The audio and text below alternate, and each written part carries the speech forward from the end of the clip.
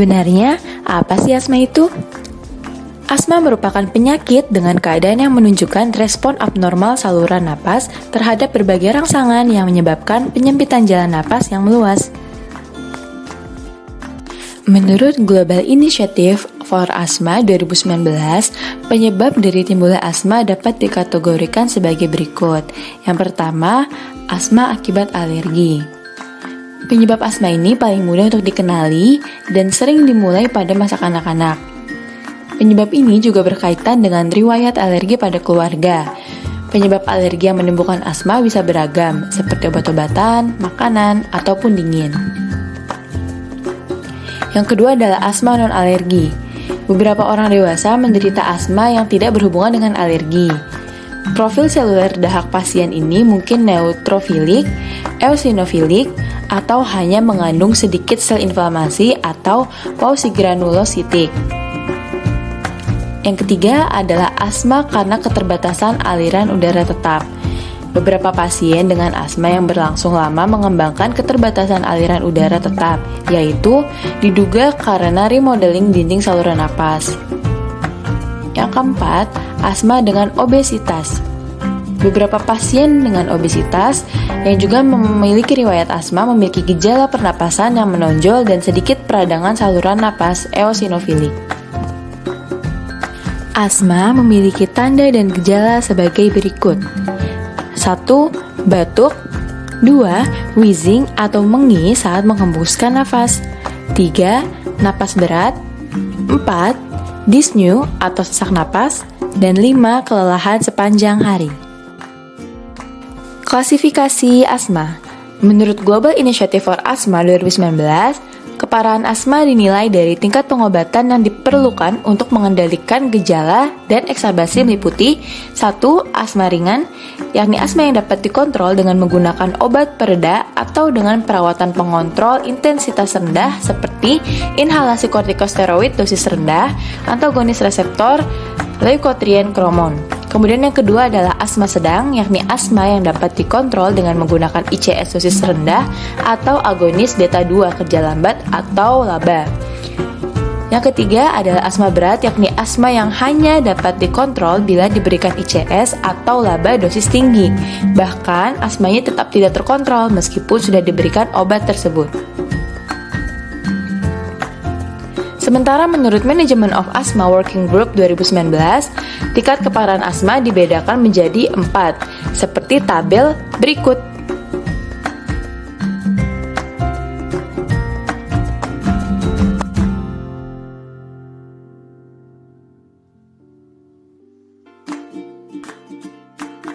Komplikasi asma.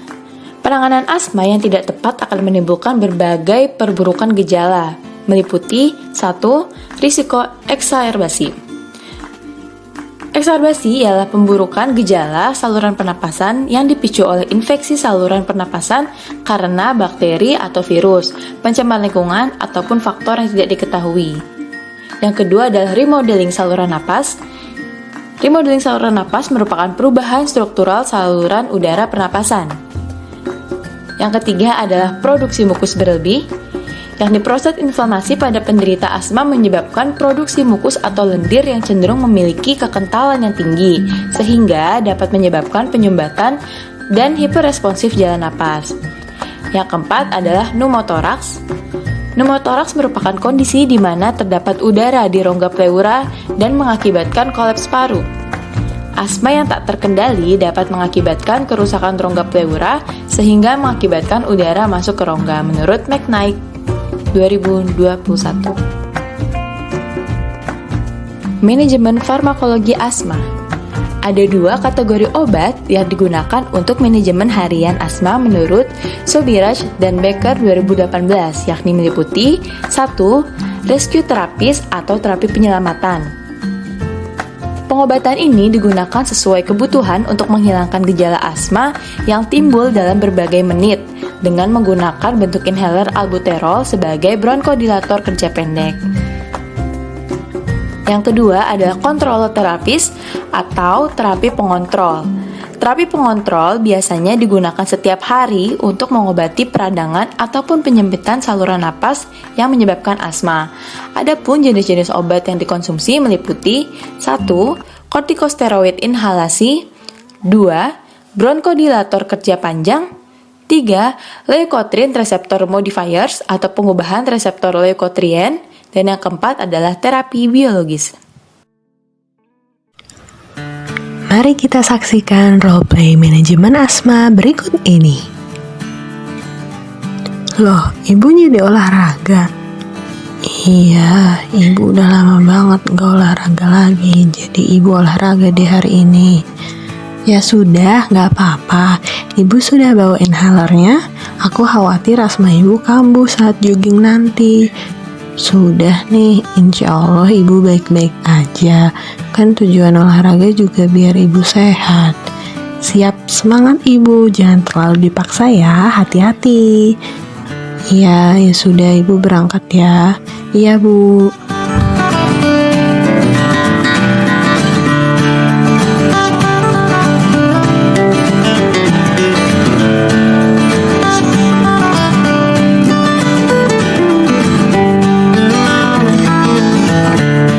Ya ampun, ibu kenapa? Apa yang ibu rasakan?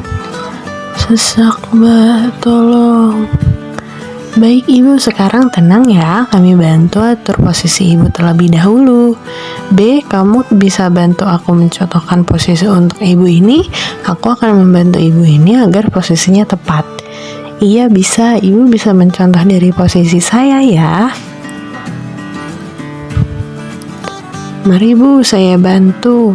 Ibu kakinya dipastikan menapak sempurna dan otot leher dan dada ibu rileks ya.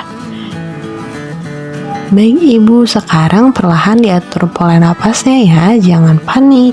Ibu pasti bisa pelan-pelan mengatur pola napas ibu. Ikuti aba-aba saya ya bu.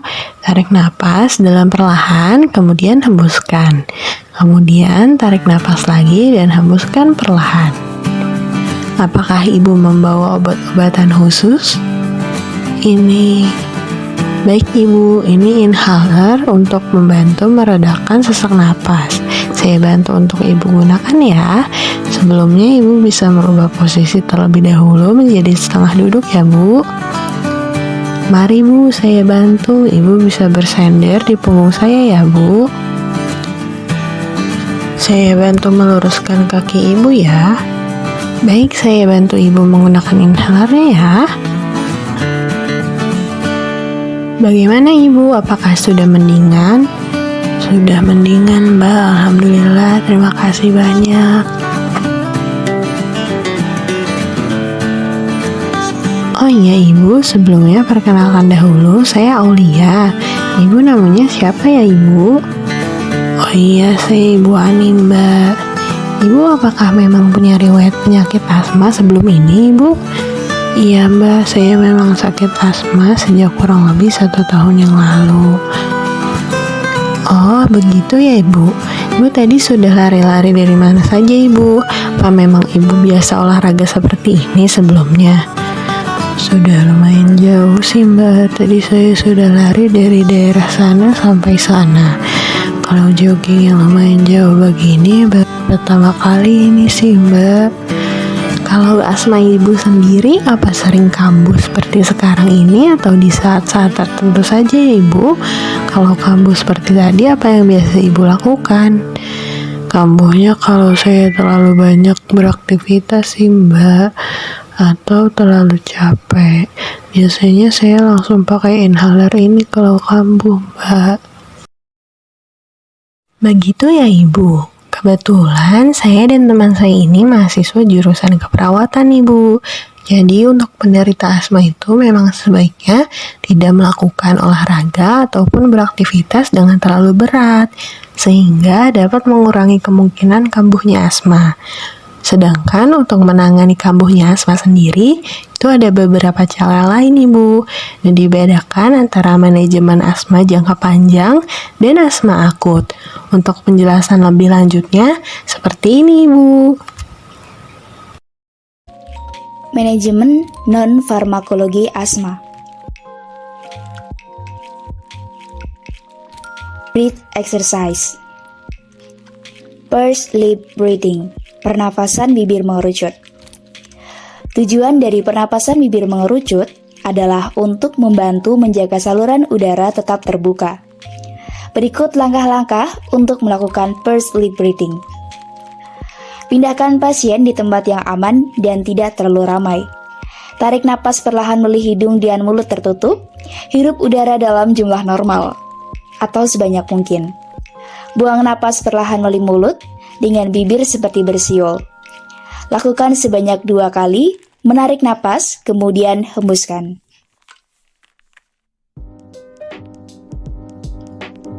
Diaphragma breathing atau pernapasan dada. Pernapasan dada adalah pernapasan yang terletak di bawah 2 tulang rusuk terendah. Saat istirahat, otot diafragma berbentuk lonceng. Saat inspirasi, otot diafragma menurun dan mendatar. Tujuannya untuk merilekskan dan menenangkan. Berikut langkah-langkah untuk melakukan diafragma breathing. Duduk atau berbaring dalam posisi yang nyaman. Rilekskan bahu. Letakkan 1 tangan di dada dan 1 tangan di perut. Tarik napas perlahan dan dalam melalui hidung. Rasakan perut bergerak keluar dan dada harus bergerak sangat sedikit.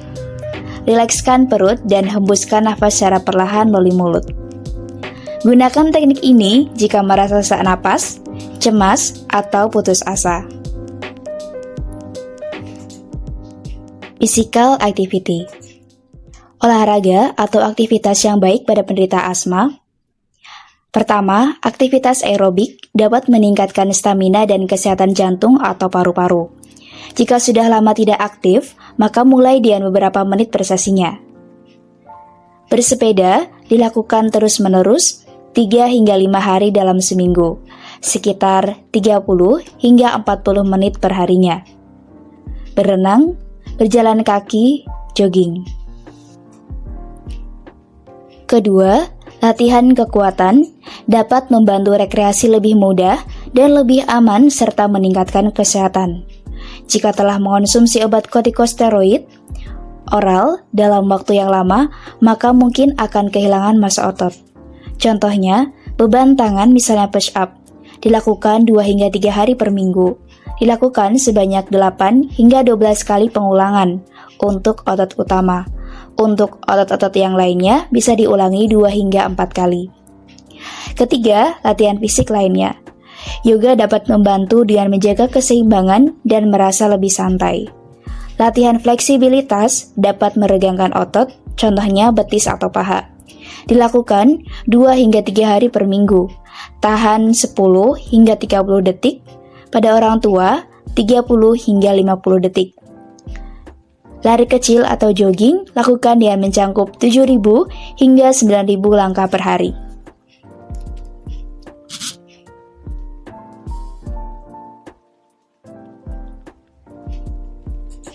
Manajemen asma akut. Inhaler. Dosis penggunaan inhaler ini terbagi menjadi 3, yaitu dosis rendah, sedang, dan tinggi. Berikut cara menggunakan inhaler secara efektif untuk mengatasi asma. Posisikan penderita asma pada posisi yang nyaman dan tidak mengganggu jalan napas.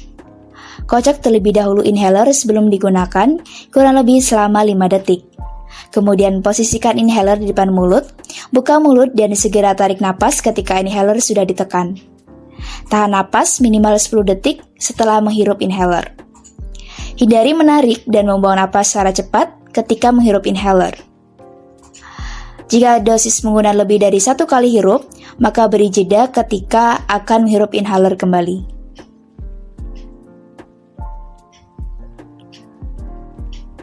Positioning.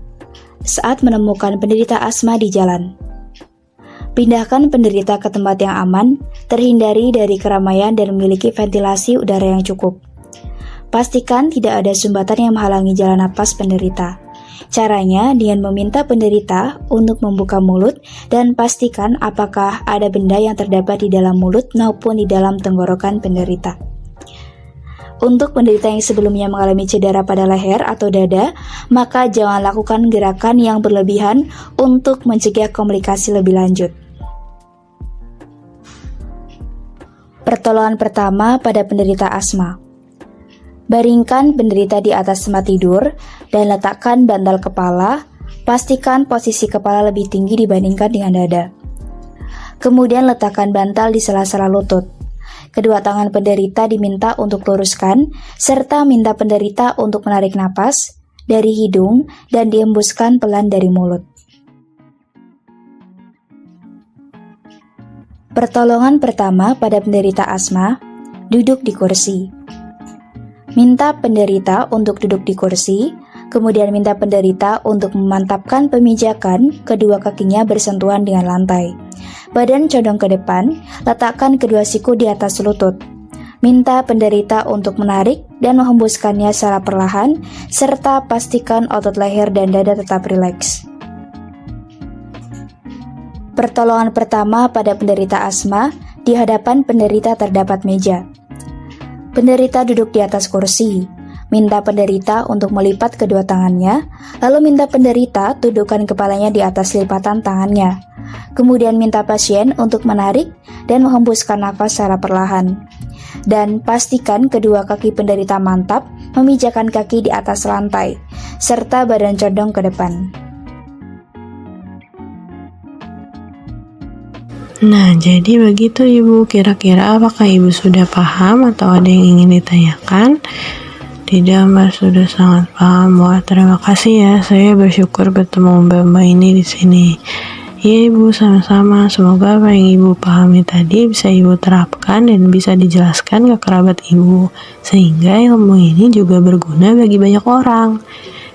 Baik Ibu, kalau begitu kami lanjutkan olahraga dulu ya Bu. Sehat selalu.